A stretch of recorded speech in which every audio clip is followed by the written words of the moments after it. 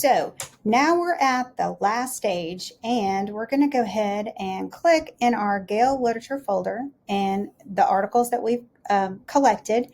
We've got 2 of them so far.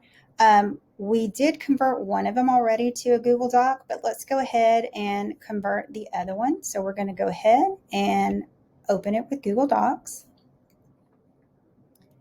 Come over here to where it says File, and then select Save as Google Docs. Okay, and now they're both saved.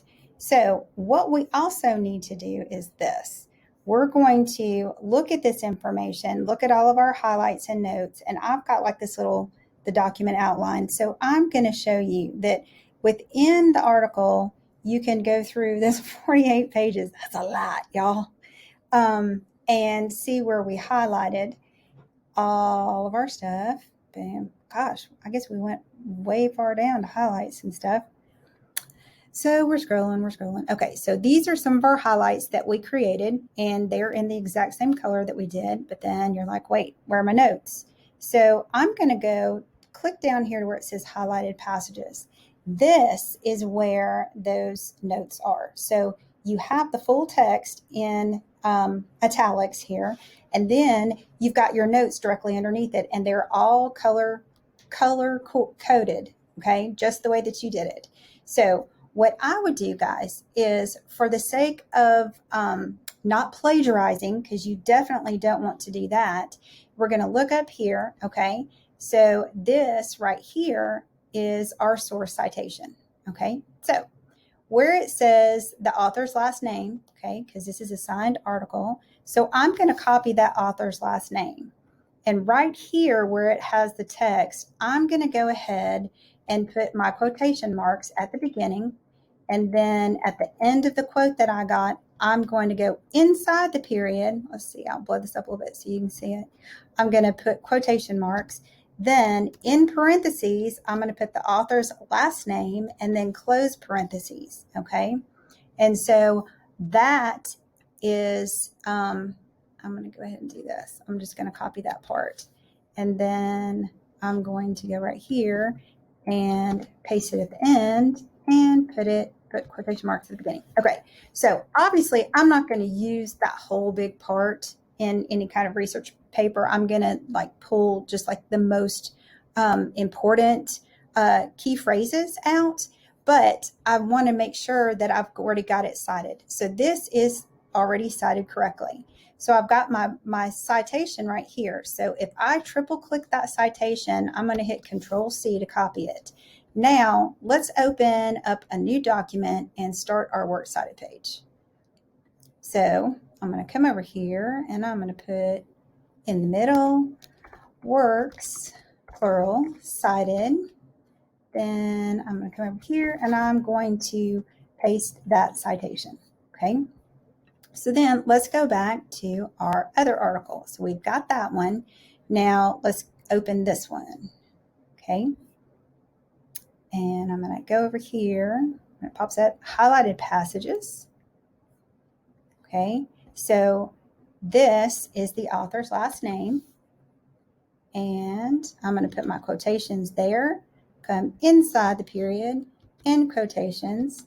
I'm going to parentheses, Bollinger, in parentheses, and then the period at the end. So I'm just going to highlight and copy this little part, and then come to the next citation, hit parentheses, and I'm going to click paste. And so now those are both correctly cited, so no plagiarism.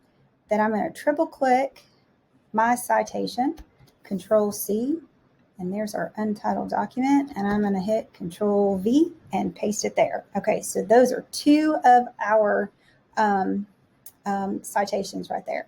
So I'm going to go ahead and give that a name. All right, so that's 2 of our sources. Now let's say that from the very first one that you were like, hey, I really liked one of those articles, and maybe I want to use something from that one page of that Jstor article. So let's revisit our, what was that? Superstition. Isn't that what we did? Superstition. And then we added criticism. criticism. Okay, and we have this. All right, so let me show you this cool tool. It is, I'm going to swap back here real quick. It's called MyBib, and this is just a link, if you will, and you can create an account simply with your email, and then it comes to your little dashboard, and you can create a project. And so this is where all your citations can stay, or you can just create it in your Google Drive, which is really kind of what I would do unless I was working on multiple projects. But the cool thing about MyBib is that not only is it free, but it also has a handy dandy extension, a Chrome extension. So you just go to just Google search MyBib Chrome extension and it'll come up. So install that Chrome extension, because let me show you how cool this really is. Okay, so let's say that we're looking through, I don't know, some of these articles right here, and let's just pick one. So that's a PDF. Let's do this one. Okay, so I've got this information right here, and if I click on my Chrome extension, I've already got the MLA8 selected, so I'm gonna click that little arrow. And then it says, this source might be credible. Well, I'm going to tell you already, it is not. So it says here, we couldn't find any authors for this document and check the source. And so what they're doing is, like, you'll get green if it's good, yellow if you have to kind of look at it, and red if it's not going to work. Okay, if it's like, bogus. But what I want to show you is that even though there are some that turned green, because I've looked at this tool several times, they're not necessarily viable sources. So that's where the CRAP test comes in. You've really got to check. And the two most important things of that acronym, CRAAP, CRAP, is you've got to look at the authority, like who authored it, and make sure that that information is legit. And then, of course, the purpose. So, like, this one is like, it's a paid for site, so they're wanting you to pay for a paper. That's bogus. But it also, this is kind of cool. So if this were legit, I could copy that citation and just paste it to my Works Cited page. But this also gives you the in-text citation that you would put within your paper. Okay, but this one's not good, so we're not going to look at that one. Let's say that we liked that one page of that Jstor article. So I know that the site is a .org. So I'm going to go cite : and then .org. So now I have just filtered out anything that is not a .org. Okay. So here's the Jstor article. Now you only get the first page unless you want to pay for it, which I wouldn't think you would. And so here is that preview. Okay. So let's click on our little MyBib tool, okay, and see what happens, see what it says. So it says this source is credible, and it says it's Jstor is a credible journal database. So it knows 100%. Notice that there's no questioning whatsoever. So I can click to copy that citation, and look, that's the author's last name, and that is my in-text citation. So I want to save that. So I'm going to go up here to my Works Cited page, and I am going to paste that citation. Okay. I like it. And then, of course, you can save that one page. It's a PDF, so you can upload that to your drive and put it in that same folder. Let's look at this one. This is kind of interesting to me. It is, it's, I just downloaded it, but let's look at the cache version. Let's look at that image. So this is a journal article that has been published. It's pretty recent too, 2016. So let's see what our little tool has to say. So it says it might be credible.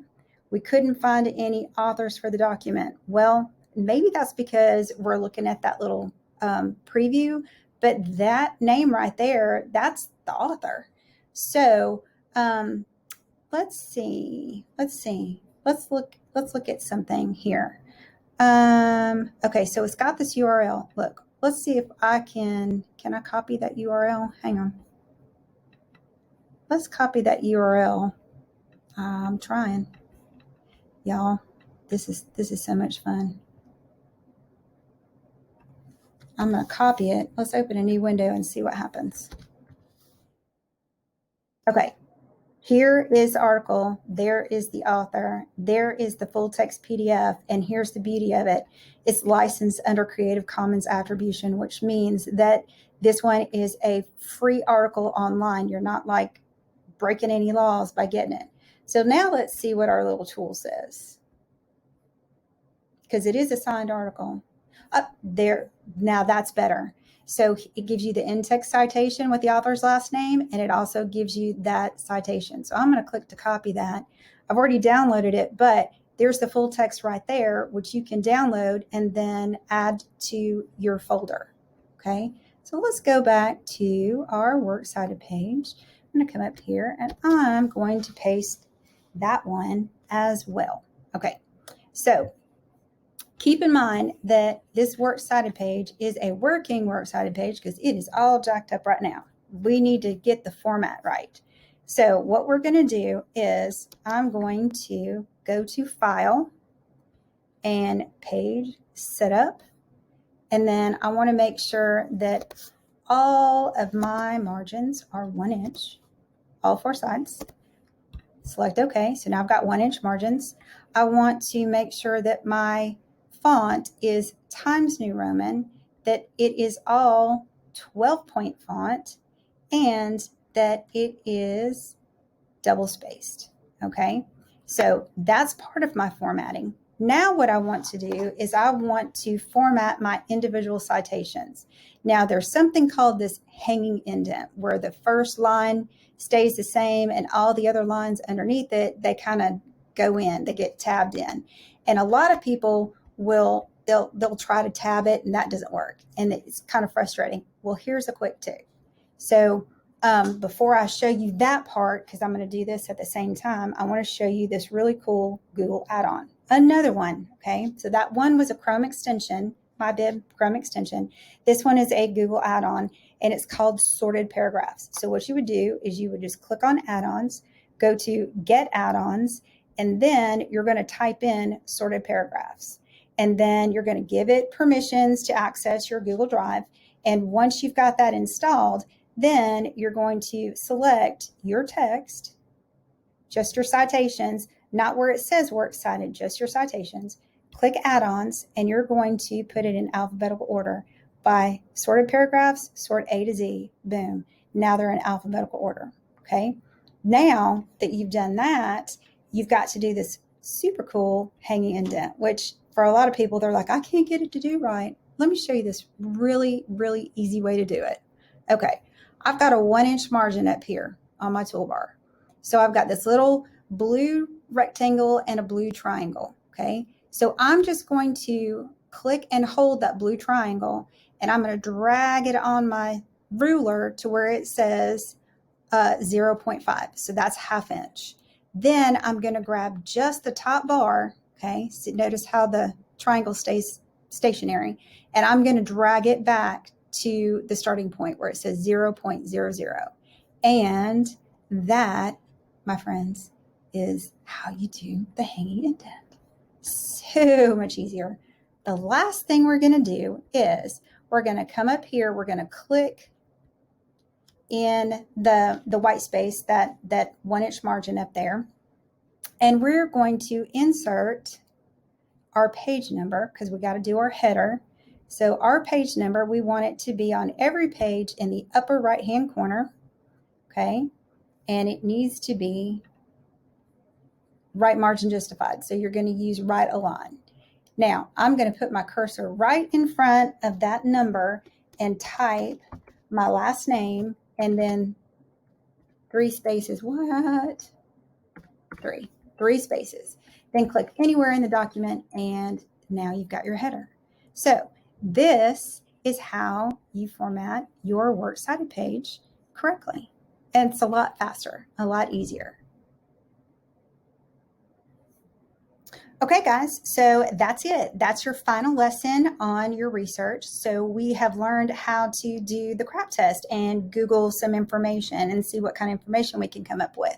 We've learned some new tools, the MyBib Chrome extension, the sorted paragraphs Google add-on, and we've also learned how to navigate AVL, save those articles, highlight, annotate, create the Works Cited page, and all these nifty little tricks. So keep in mind that I'm here at Bob Jones in the library. If you need me, you can come up here and see me. I will work with you one-on-one. We can do a WebEx. You just have to email me and let me know.